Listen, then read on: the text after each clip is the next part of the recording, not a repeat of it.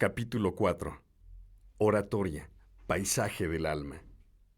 El orador descubre, despierta en la conciencia de quienes lo escuchan viejas ideas y emociones ya existentes.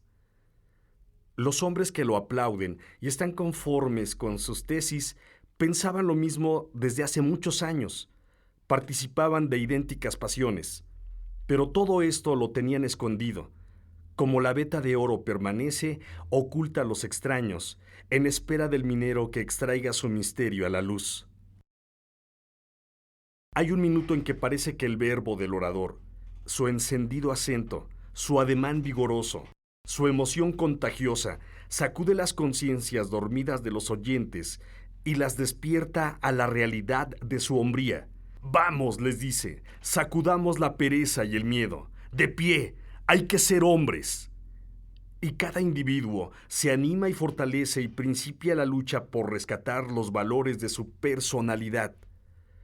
Sucede como si de pronto un ser gigante surgiera de su cuerpo, como si se liberara de una doble personalidad. Después de un discurso elocuente, el hombre puede variar su destino, permutar sus papeles, comenzar una nueva ruta. ¿Por qué hay que repetir siempre para mantener vigilante la responsabilidad? Nadie podrá vaticinar el alcance de las palabras, su influencia, su acción orientadora. El orador, por ello, semeja ser un taumaturgo. Hay magia en sus palabras. Es el retorno en sentido figurado a los brujos. ¿Pueden las palabras afirmar o negar la existencia? Por esto la palabra tiene que ser la palabra meditada, medida, la exacta. No será el mejor discurso el mayormente retórico, sino el más diáfano, el mejor apuntado, como la flecha encaminada a su blanco. Dice el poeta Antonio Machado, al través de Juan de Mairena: cuando se ponga de moda el hablar claro, veremos, como dicen en Aragón, veremos lo que pasa cuando lo distinguido, lo aristocrático y lo verdaderamente hazañoso sea hacerse comprender de todo el mundo, sin decir demasiadas tonterías. ¿Acaso veamos entonces que son muy pocos en el mundo los que pueden hablar, y menos todavía los que logran hacerse oír? Juan de Mairena, con su ironía filosófica, concluye: para hablar a muchos, no basta ser orador de mitin, hay que ser como el Cristo, hijos de Dios. Los objetores de la oratoria repiten con frecuencia una frase de Alfonso Reyes: un discurso tiene que ser como una hoja bien escrita, dándole así a la palabra escrita preeminencia sobre la palabra hablada. Sin embargo, se podría revertir la idea y declarar, con igual validez, que una página escrita debiera ser como una conversación, devolviéndole a la palabra hablada su categoría exacta. En apoyo de esta sugerencia, podríamos citar innúmeros testimonios. Valgan para el efecto solamente algunos. La lengua estilística, señala Martín Alonso en su magistral obra, Ciencia del lenguaje y arte del estilo, subraya 3 características de la expresión: la sinceridad, la claridad y la precisión. Escribo como hablo, dice Valdés. Azorín comenta: el estilo es claro si lleva al instante al oyente a las cosas, sin detenerle en las palabras. Retengamos la máxima fundamental: derechamente a las cosas. Si el estilo explica fielmente y con propiedad lo que se siente, es bueno. La precisión es consecuencia del estilo claro. La concisión interna lleva enajenada la exactitud del pensamiento y del vocablo. No decir ni más ni menos de lo que uno quiere y con los modos apropiados para el caso. El orador, cuando habla en público, se ha marcado una estrategia. Habla para conseguir una finalidad inmediata, para persuadir, convencer o conmover, y en esta virtud se ha marcado una táctica adecuada para presentar su tema. Ha formulado un plan, organizado sus argumentos y, en último caso, hasta pensado los ejemplos, imágenes, parábolas que le pueden ser útiles. Todo esto, sobre la base de su cultura previa, es garantía de éxito. Pero no se trata de una página bien escrita que se recita y hasta se declama, sino de una composición hablada que se improvisa, dejando campo libre a lo imprevisto, a la manifestación de la subconsciencia, de la inspiración, capaz de revelarse con un destello magnífico. Nadie tiene derecho a pontificar cómo ha de ser el estilo de un orador y cómo ha de hablar y qué debe hablar. El orador tiene dentro de sí una veta inexplorada de oro puro que brotará al calor de su entusiasmo y de su pasión creadora. Hay más. Si la estrategia marca la meta justa a que debe desembocar una batalla, la táctica se va formando con las contingencias y lo imponderable del terreno tanto como la presencia del azar de la misma lucha. El discurso bien podría sufrir, en el terreno de su proceso, variantes esenciales, imposibles de adivinar y que, sin embargo, impondrán cambios radicales en cuanto a la forma y quizá en cuanto al fondo.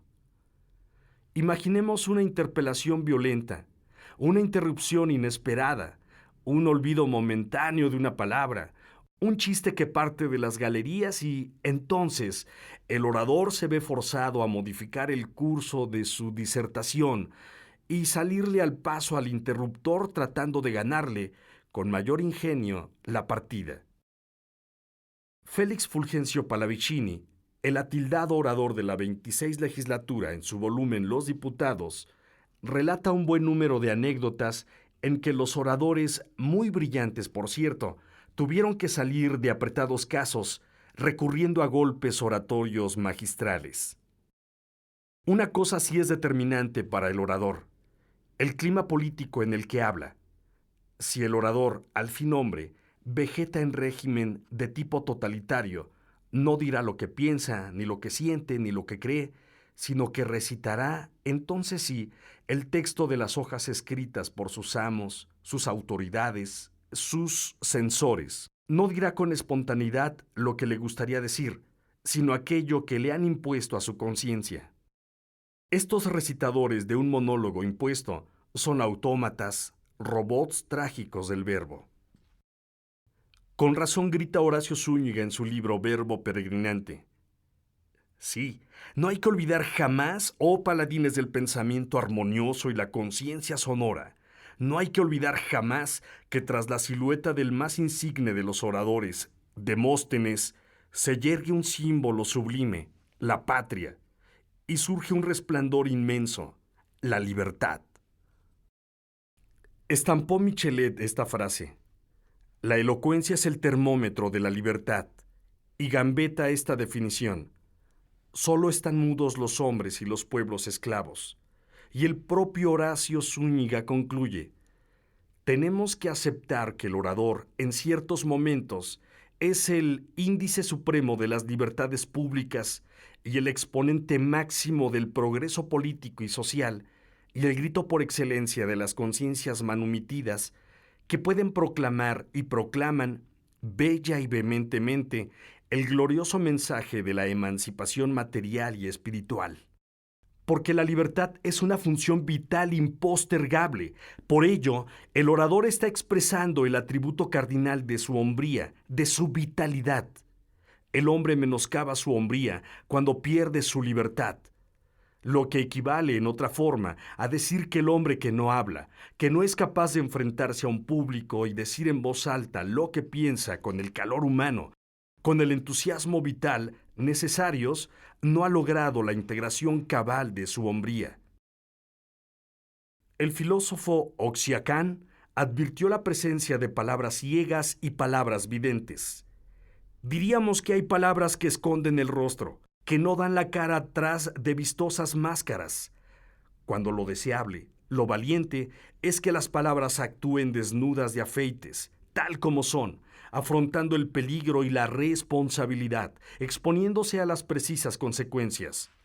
De otro modo, la oratoria degeneraría en juego de avalorios, de rompecabezas, de crucigramas, de acertijos. Oratoria en clave, criptogramas para expertos, como lo es buena parte de la literatura contemporánea, la que ciertamente con su invención de un nuevo lenguaje a veces nacido y crecido entre la cloaca, en los vertederos sociales, no es traducible sino para un contado número de adeptos, de igual modo que el caliche, lenguaje de los reclusos y los maleantes, solo es medio de comunicación entre los rufianes. Pero la máscara esconde con frecuencia la cobardía del orador o su complicidad con los explotadores. ¿Cuántas veces no hemos sentido el impulso de gritarles: abajo las máscaras, muéstrense tal y como son, mercaderes del verbo, traficantes de las doctrinas, usureros de la justicia, salteadores de la libertad? El orador, a la sombra de su propia estimación y en consonancia con el respeto que se tiene y la fidelidad a su decoro personal, tiene que reiterarse la fórmula del poeta Juan Ramón Jiménez, cuando expresa su deseo por una poesía pura, desnuda, sin afeites, suya para siempre. Algunos auditorios no son libres, están encadenados, pero en el fondo están hambrientos de palabras libres. Necesitan que alguien los anime, los exalte, los empuje hacia la acción libertadora, y el verbo, entonces, se ilumina como una flama en mitad de la oscuridad de sus conciencias. ¿Hasta qué punto, nos preguntamos, ha tenido culpa el orador que ha predicado la guerra, la violencia, el odio y la ambición de poder? Los hijos de la ira, los coléricos, los arrebatados, son quienes arman las manos de los poderosos, justifican con palabras hermosas y elocuentes los abusos de los poderosos. Han engañado al pueblo, le han inculcado actitud de sumisión y de apatía, de resignación frente a los atropellos de culto a los patrones, a los amos, a los gobernantes. Por eso el maestro Jiménez Igualada ruega a los jóvenes oradores que cuiden la mira de sus palabras y denuncia a los corruptores. Las cortes tuvieron sus bufones. Los dictadores usan del verbo y de los oradores a sueldo. El orfebre Jaime Torres Bodet ha declarado sobre la relación entre libertad y artista en memorable pieza oratoria, discurso que denominó El escritor en su libertad. ¿Cómo trazar esa línea abstracta, ecuador que separaría el hemisferio de la belleza, el hemisferio social y económico de los hombres? En el panorama de las meras suposiciones, cabe idear a un artista libre de producir como le dé la gana o como no guste, al amparo de un régimen que, dejándolo elaborar su estilo, no le dejase actuar. En el panorama de las meras suposiciones, cabe idear a un artista libre de producir lo que le venga en gana, como no lo que pudiese al amparo de un régimen que, dejándolo elaborar su estilo, no le dejase actuar en las otras cosas como intérprete fiel de su voluntad, reducido, si mi afición fuese la pintura, a no pintar sino naturalezas muertas y retratos de niños de menos de 4 años, encontraría aún así maneras de escapar a la esclavitud de esos temas y demostraría su libertad interior escogiendo tal perspectiva en lugar de otra, este color en lugar de aquel, o esta luz suntuosa, cálida, veraniega, y no la luz invernal y gris en que otros espíritus se complacen. ¿No es esto lo que ha sucedido a escritores limitados en clima social de opresión y dictadura? ¿No es esta la biografía de los novelistas condenados en el territorio de la URSS por exceso de libertad? Difícilmente se imagina a un orador en estas circunstancias. El verbo requiere el uso sin restricciones, el empleo de sus alas. Verdad que hay oradores panegiristas de los tiranos, pero sus argumentos en favor del orden, de la paz, de la tranquilidad, han sido con el tiempo como el tamo que arrebata el viento. Por lo demás, no es cierto que un mal discurso engañe al pueblo. Se puede abusar de la palabra 1, 10, tal vez 100 veces, pero la palabra, tarde o temprano, romperá las cadenas, saldrá de la crisálida y volará tal como es con libertad y alegría. El verbo emerge a la luz con igual ímpetu que lo hace la rama que rompe el duro terrón que la oprime para salir arañando al espacio y manifestarse con toda la amplitud de su fiesta de verdes. Nada hay más patético que la historia de la censura en el mundo. Nada más esplendoroso que los 1001 recursos que han inventado los hombres para burlar la vigilancia y la mordaza. Confirma el poeta Torres Bodet este imperativo. Pero en el caso del escritor, no es ni siquiera preciso que el hombre quiera. Las palabras quieren por él y lo arrastran a un automatismo expresivo que regocijará a los psiquiatras, o aguza él su talento en el dominio de las palabras y entonces lo compromete, no el subconsciente, sino lo más vigilante y más hondo de su persona, el reconocimiento de su albedrío. El orador vive al filo de las navajas en periodos de dictadura. Le secuestran el verbo, vale decir, el alma. Mientras tanto, sufre y se abstiene, conoce de las cárceles, presiente que el dictador estima como un tesoro raro el valor de la lengua.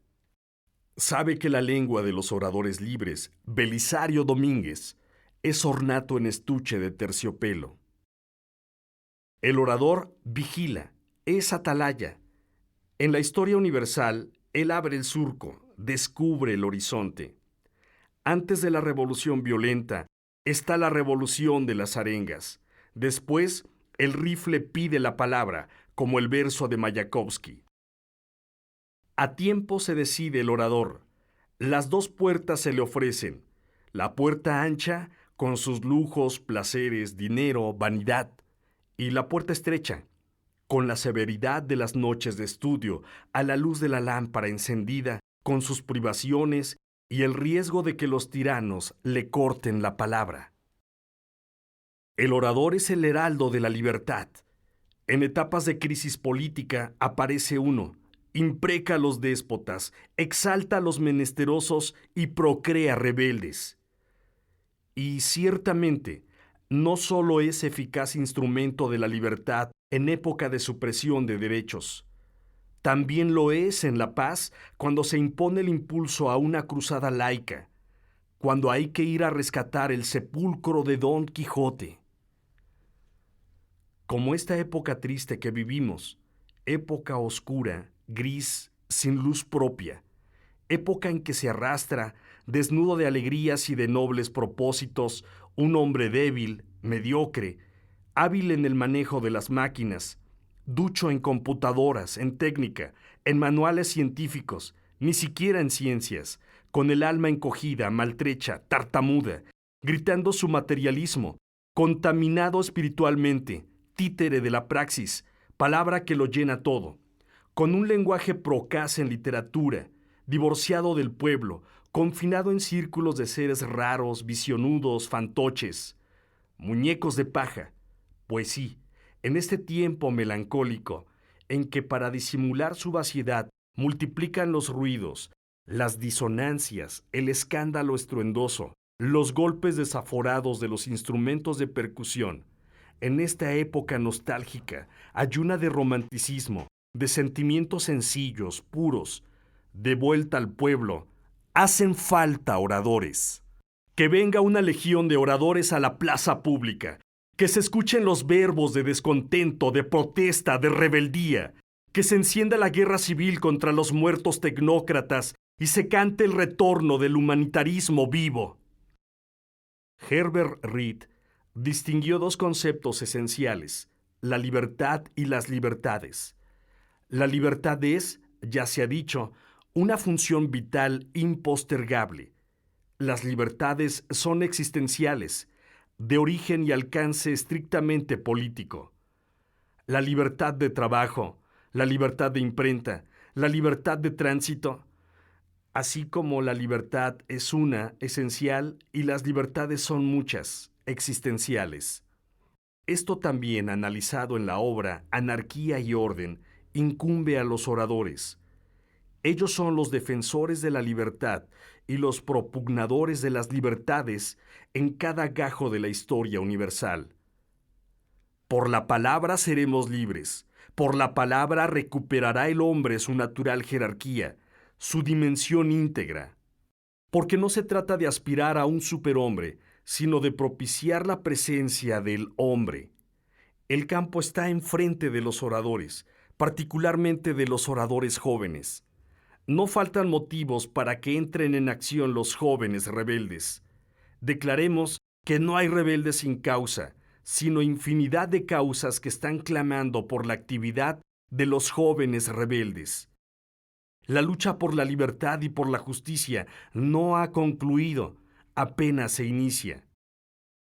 Heber Reed afirma, cuando hablamos de justicia, no nos referimos al contenido de los códigos y edictos de la jurisprudencia romana, fundada en su mayor parte en actos de violencia, consagrada por el tiempo y la bendición de alguna iglesia pagana o cristiana, y como tal aceptada como principio absoluto, del cual puede deducirse el resto bastante lógicamente. Nos referimos más bien a esa justicia basada tan solo en la conciencia de la humanidad, que está presente en la conciencia de cada uno de nosotros, aún en la de los niños, y que se traduce llanamente por igualdad.